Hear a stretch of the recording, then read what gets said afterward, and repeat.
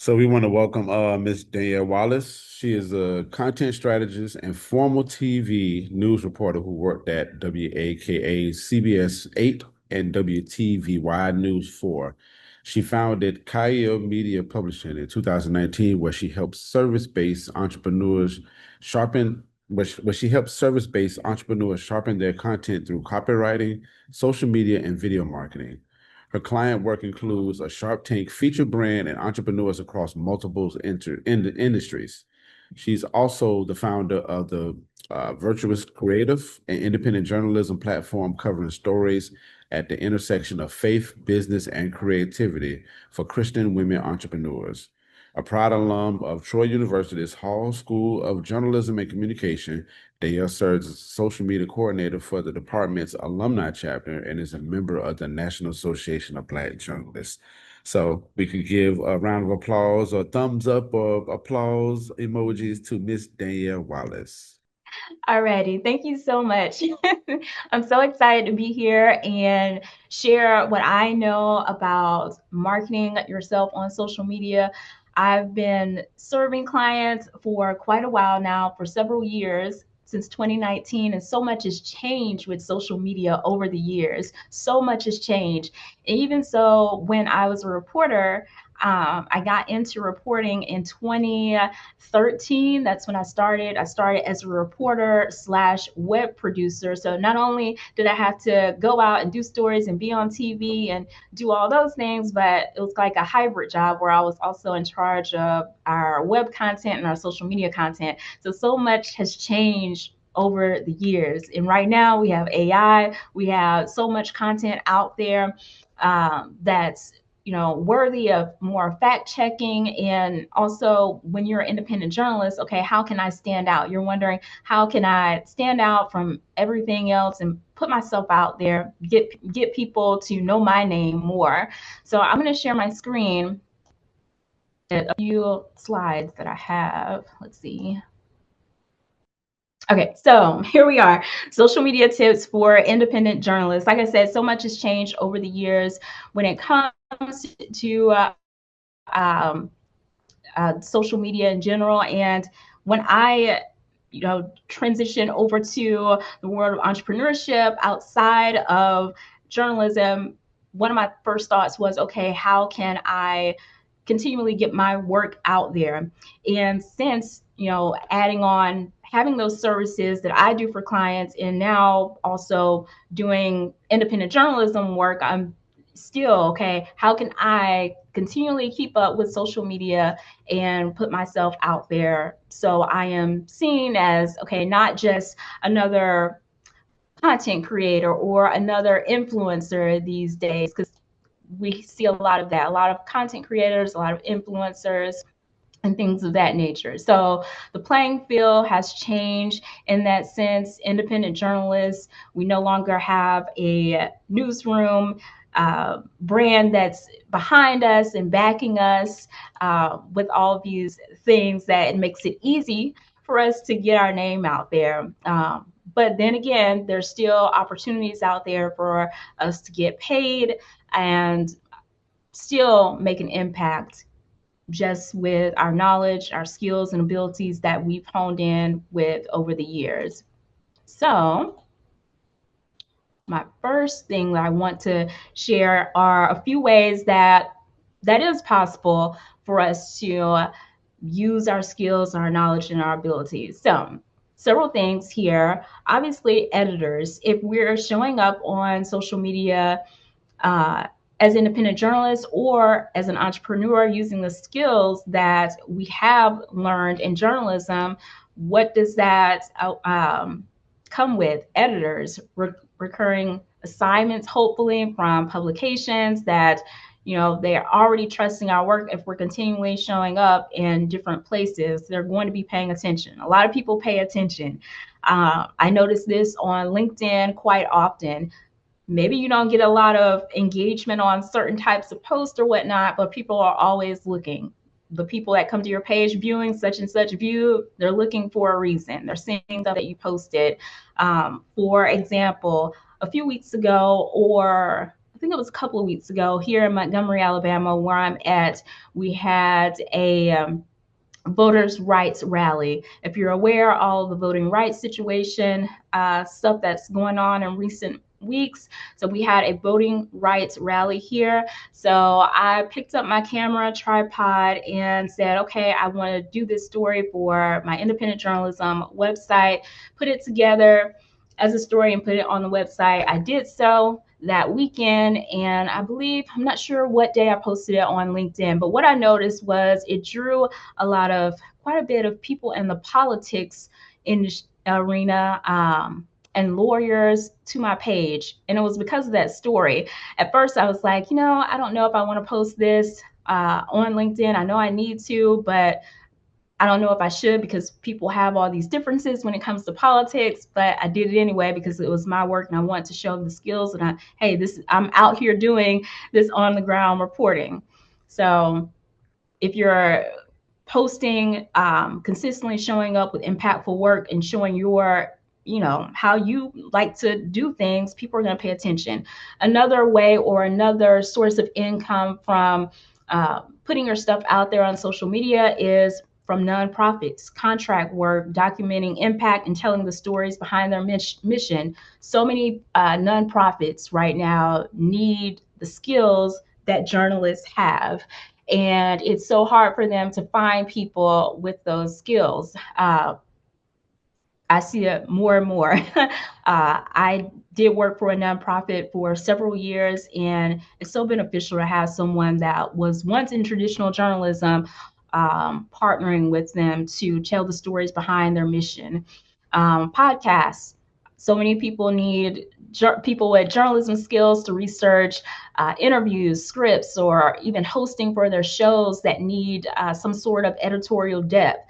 Sometimes I'm surprised when I come across different opportunities, like job opportunities, where they're looking for hosts for their podcasts. They're giving people the trust to host those podcasts. That those opportunities are out there for you. Speaking engagements, which is always a good one. If you were in a traditional news setting, maybe some speaking engagements came across your desk. Maybe you weren't paid for them. Now there's many opportunities for you to get paid for them. Organizations are definitely paying for your expertise, whether that is in a physical room or even on a virtual stage.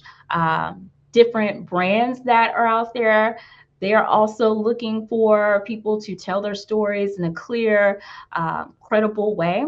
So those are several ways or several sources of income that a lot of journalists, I think, are overlooking, because a lot of us think that, oh, I'm going to pitch for these stories and I'm going to hope that I land this pitch. If I do land this pitch, I'm going to do this story. Maybe I'll share it on social media with a couple of lines or two. Maybe I won't share it, but I really want to challenge whoever is here right now listening to, do a little bit more than just think like, oh, I'm just going to pitch and do this over and over again. That's just going to be the end of it. Kind of think outside the box. What else can I do? This is a great example. Last summer, I voluntarily picked up my camera and said I wanted to do a docu-series in Montgomery, and I titled it Built by Stories Told Down South. It was something that I felt was very unique to this area. There's so much history here. And so I just voluntarily did this series, interviewed 3 other entrepreneurs here, and put it out there on social media, kind of like built it in public, where I would share different updates about it, from when I was starting it, who I was interviewing, and so. I put a teaser video out there, and after it was done, I shared the stories on social media. Well, this summer, in that circle of one of those interviewees that I interviewed, in that circle, someone reached out to me to facilitate a paid storytelling seminar for a nonprofit.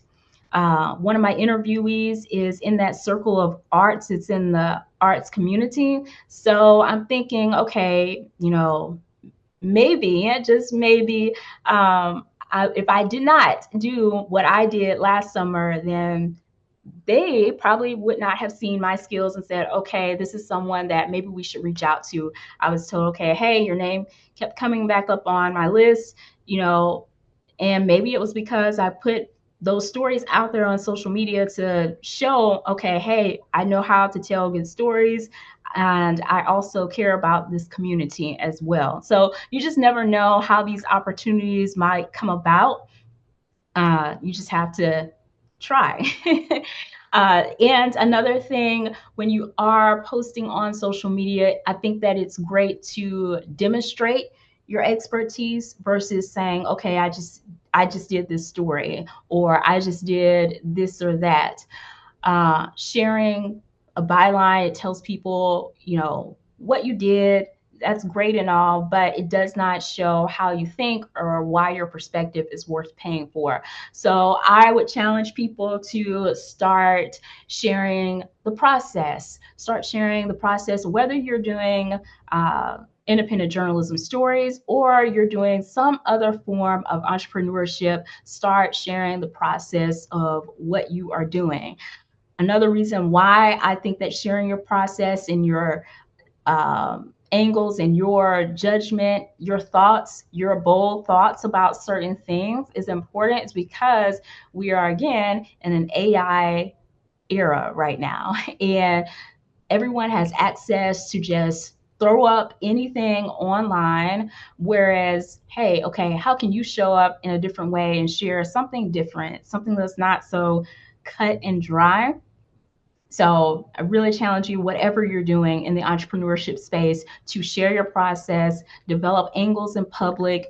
I mentioned this phrase, I mentioned not too long ago, build in public, meaning document what you're doing in public, whatever you're doing, whether it's you're not so confident about how it will turn out, or maybe you are very confident. Either way, share what you're doing, and you just never know who you might attract for opportunities down the road. So, a few ideas that you might have when it comes to, I know a lot of people get stuck when it comes to content ideas. I see tons of content ideas a lot every single week because I'm online so much. But you can, screenshot these or write them down or something. But I can, have these up here for about 3 different categories. I could go on and on about them. But the first one here is behind the scenes social media topics for independent journalists. And I say independent journalists, but you can use these and tweak these for anything that you are doing. Okay. So how I found this story breakdowns, how you found XYZ breakdowns when it comes to whatever you're doing, what my reporting day looked like, what my videography day looked like, screenshot or blur out a version of your notes app with something like 3 things I was looking for in this interview, or 3 things I was looking for while putting together this something for an organization. So you just got to think outside the box when it comes to stuff like this, when it comes to behind the scenes stuff. When it comes, if you're an independent journalist per se, what didn't make it into the final story? I don't know about you all, but there have been tons of times where if I'm working on something, there's so much good stuff and some stuff might not make it into the final product. So, tell people about it. uh, Looking back in traditional journalism, that I think that's one of the things where, okay, I wish, or if I could go back in time and say, okay, what would I have done differently in promoting myself as a traditional journalist? I would have did a lot of this stuff. And a lot of traditional journalists don't do these things. I think a lot of people should start doing it. So, what didn't make it into the final product? That's always interesting to know. So the next category is story idea and pitch content. 5 ways I find story ideas. Okay. Conversations, Facebook groups, local meetings. What are some ways that you go about your particular workflow? Pretty sure on LinkedIn that different editors will find that interesting. Um, Places journalists sleep on for story ideas. That could help other journalists as well. It also could attract editors. You just never know. Another good one is how I know an idea is worth pitching.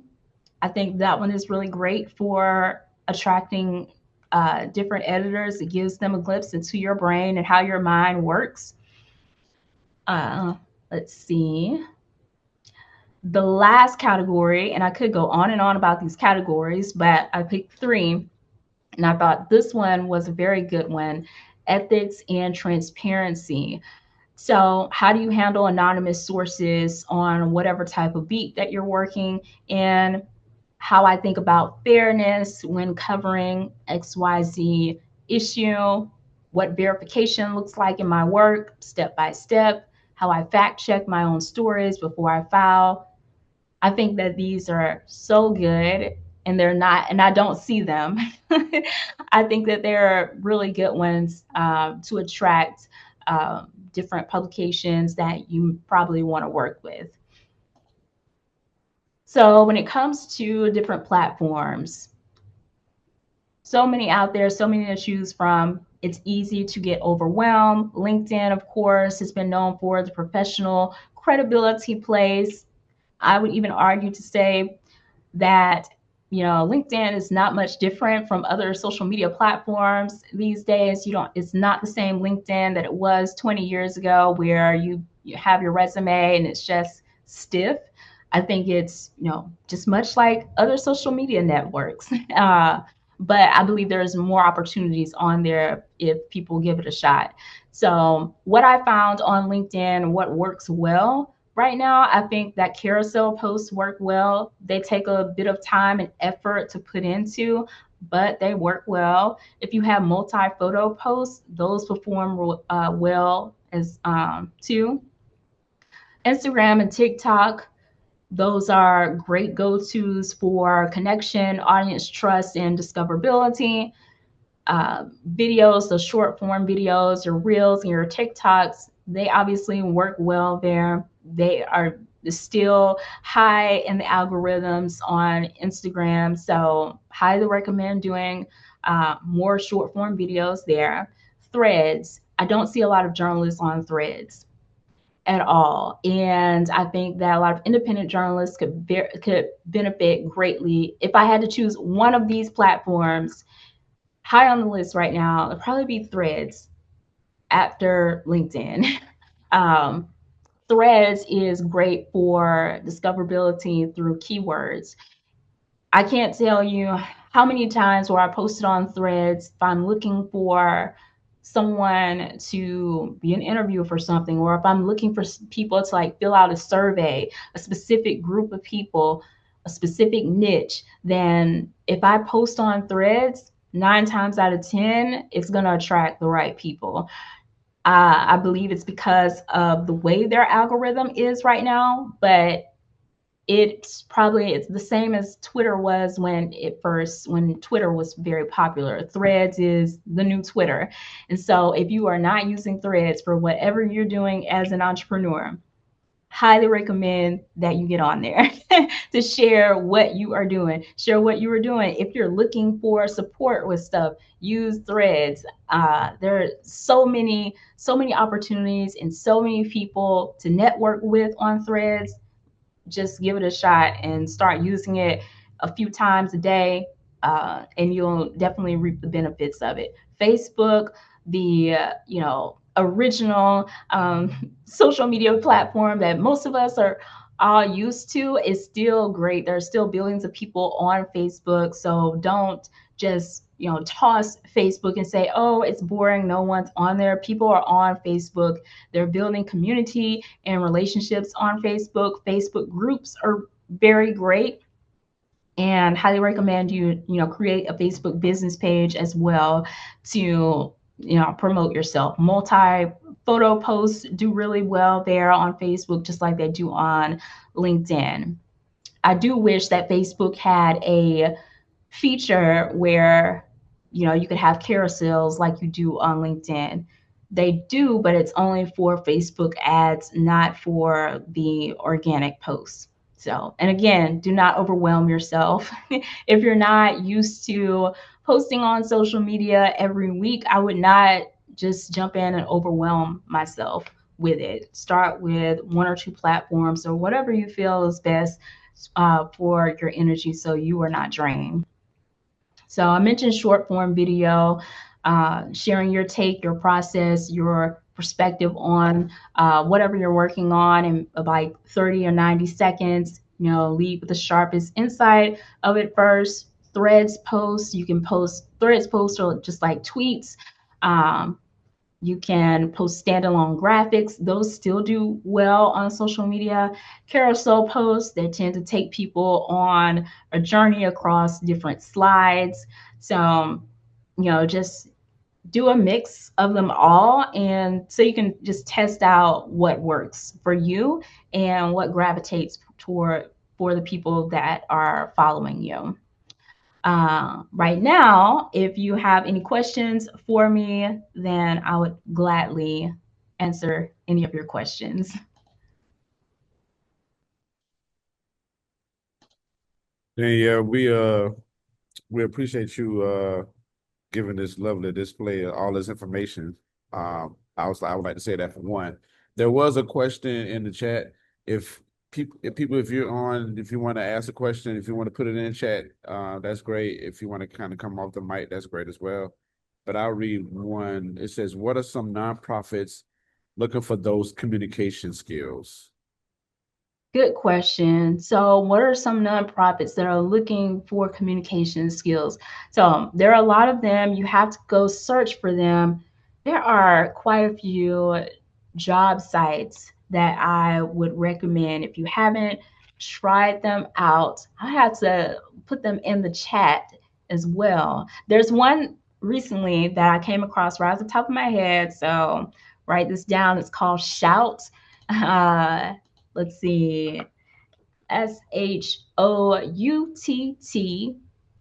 Shout, when you sign up for it, it gives you a summary or like tons of different opportunities, job opportunities. It sends them to your inbox, I think, every day. You can click which categories that you're interested in. I believe journalism is on there.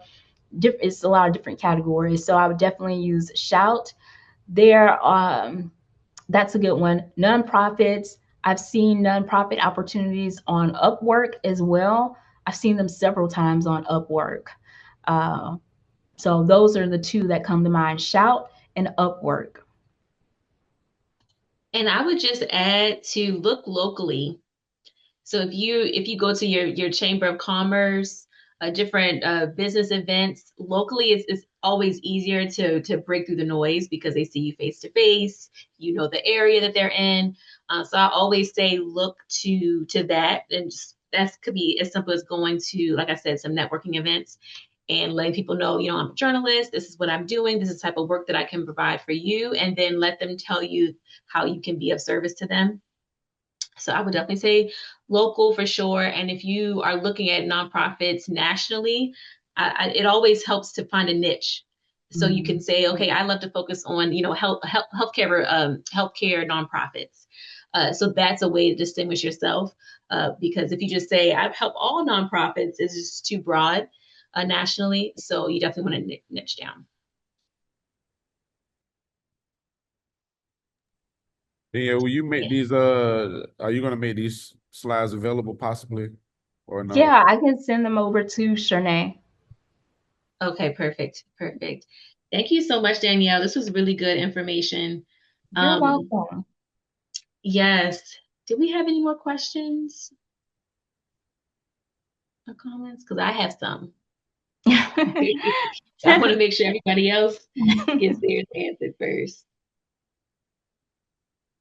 But I wanted to get your take on time, right? Because you mentioned that you don't want to just overwhelm yourself and get on all the different platforms. I know for me, I tend to be selective, but just how much time do you dedicate? And is it that structure that you say, okay, I'm dedicating this amount of time each week to my social media? But how do you approach it? What's your Right. process, right? Speaking of process.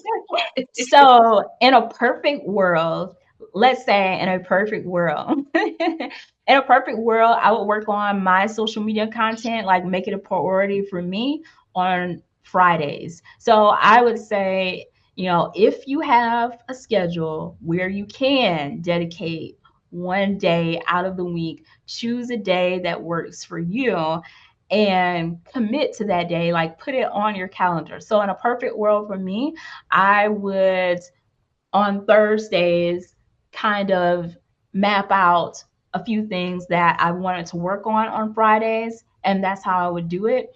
I would start with the longest piece of content first in a perfect world. Let's say I wanted to do a YouTube video, I would start with that first because you can break the long form content down. I would write the script for it. Okay, what can I pull out of this script to turn into an Instagram reel or a LinkedIn post or something like that? I would do all the written content first. I would then, if I had to record anything, I would record it and edit it, and I would do the graphics last for it. So that's usually how my process would go. And then I would schedule it. I would not schedule it that same day if I did not have time. I would typically probably wait the next week and start scheduling them out. But I would start with the longest piece of content first because you got the big thing out of the way. And that's why I mentioned during those slides that, hey, you can turn this piece of content into this for this platform, so you're not all over the place and it's overwhelming, like, oh, I'm going to post on LinkedIn, well, what else am I going to post over here on Instagram? You know what I mean? So start with a long form piece of content. Let's say you don't do YouTube. Let's say if you don't do YouTube, let's say you're doing Instagram or TikTok. Okay, what can you take from Instagram or TikTok and also post on LinkedIn and Threads? A carousel post on Instagram can also be turned into, how on Twitter you have those different posts under it, like those different little threads under it, just the same as that. So makes it easier for you. Definitely. So we have a question from Alicia. Are there any tools, AI, Canvas, schedulers you recommend that you're using that helps your process, help you cut down time, help you evaluate what's working, etc.? Oh yeah, tools. A lot of them. I've used so many tools. So many tools. Canva, I've used for several years now. Canva is always a very good tool, will never go out of style. What else do I use when it comes to AI tools? I like to use Otter AI for transcriptions. That's really good to break down different stuff that you're doing. Let's see, Perplexity AI is great for research and things like that. I like to go back and fact check too when it comes to Perplexity or any AI tool when you're trying to do search or deep research, because some stuff can be outdated. So you always want to make sure that you're fact checking. For social media scheduling tools, I like to use Metricool. That's always been a solid one for me. I've used several other ones, but Metricool is usually very solid. I haven't had I've never any. heard of that one. Yeah, it's Could you it's put it in the really good. chat? Yeah, I'll put that one in the chat. That one's really good. And what else? If you're looking to keep up with different stuff when it comes to, like, oh, I don't know what I'm going to post on my social media, or whatever I'm doing, how can it relate to or tie into what's going on in the world? I like to use Google Trends. So you can go to the Google Trends website and it'll show, what people are searching for in Google, like, you know, every day. Another one is Google Alerts. You can sign up for Google Alerts, whatever industry you're in, to see what's going on. There's so many other tools. Let's see, what are my other go-tos? So I mentioned Metricool is a very good one. And a couple of other things that feed into social media, and this is a whole nother topic, but you can also repurpose your social media content on email marketing platforms for people that might follow you, might not be on social media a whole lot. So that's a very good idea for you to do. But I think those are my go-to tools right now. So,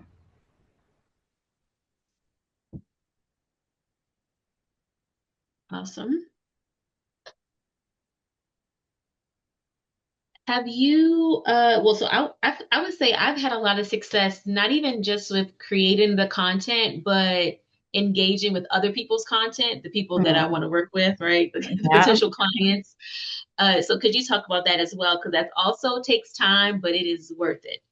Oh yeah, it definitely is worth it. And I think that, yeah, all of us need to be more intentional about engaging with other people's posts. I've been kind of intentional about this on Threads because I see how Threads, I don't know what it is with the Threads algorithm, but it just seems to just click better than a lot of the other platforms. But anyway, I've gotten clients from Threads before. I've gotten a couple of clients from Threads. If they are looking for someone such as myself and I come across their post, I might comment or whatnot, give them some sort of feedback of some sort. And then I would go over to Instagram and connect with them and build a bit more trust with them. But if you are showing up, whether it's LinkedIn or Threads, I would say every day if you can, 5 to 10 minutes a day, just carve out some time to comment on other people's posts that you are interested in working with because they do pay attention. They pay attention to you engaging with them if you're doing it naturally versus some people just hopping in people's DMs and just pitching them. Don't do that. Just pitching them cold, no relationship with them. I would say engaging with people on these platforms in a genuine way, that's very helpful. I think that should be one of the things that we all do every day. Absolutely. I have a question. When it comes to, can y'all hear me? I've been having audio issues. Yes. Okay. Um, how do we need to think about when it comes to personality, that type of thing? Because when I worked at a station, all I had to do really was just share my work because I would turn in a story, every day, every few days. And so, and I had the support of the legacy media station or the legacy news station. And now, with independent journalists and even ones who are still attached to a station, they share you know, parts of their lives.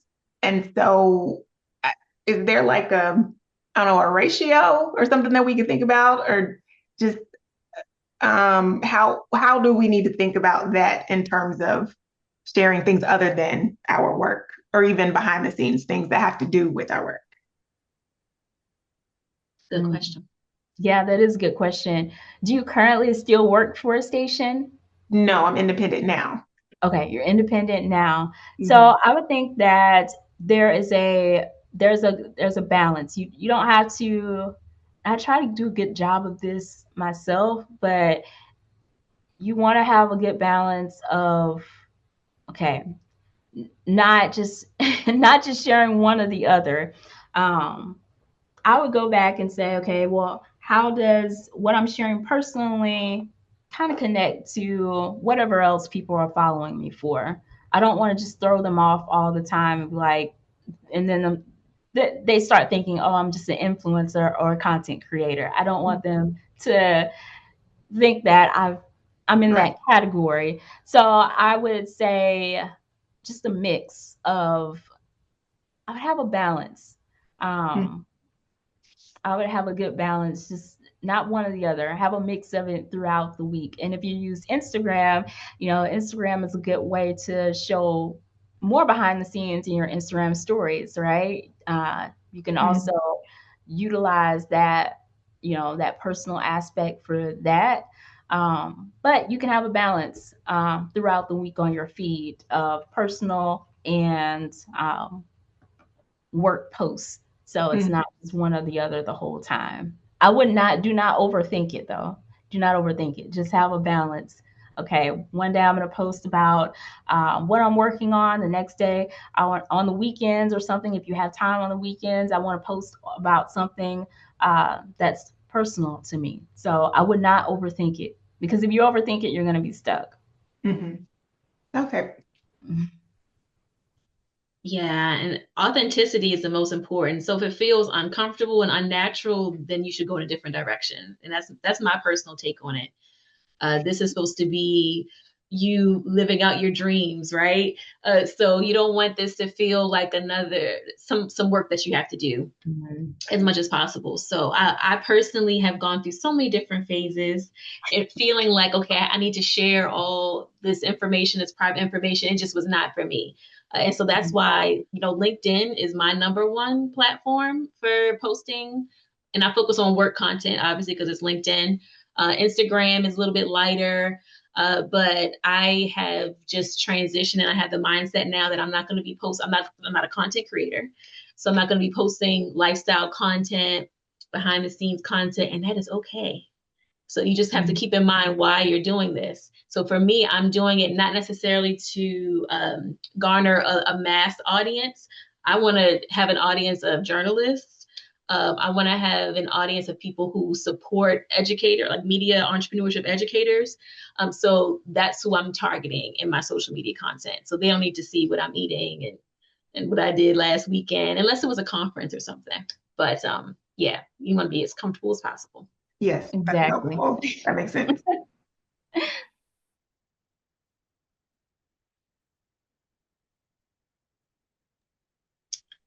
Do we have any other questions? I think we got one more. Okay, so do you have any recommendations on where to find photos and other visuals for social video? Photos and videos for social media. Like, I guess stock photos, maybe? Yeah. So there are several out there. One that is one of my go-tos that I have a subscription for right now is called Motion Array. That one has good stock videos and photos and graphic elements that you can use for anything that you're editing. So it's called Motion Array. I need to put that in the chat along with Metricool. Motion Array is very good. And depending on your brand, what's another one? Depending on the vibe of your brand, who you're targeting, you can find some other ones out there to fit your, aesthetic or whatnot. But Motion Array, it's a solid one. The other one that I just thought of is called Storyblocks. They have a subscription as well. They have very good stock videos and good stock photos. Because sometimes you can come across some that they look too corporate, but those two I think are good.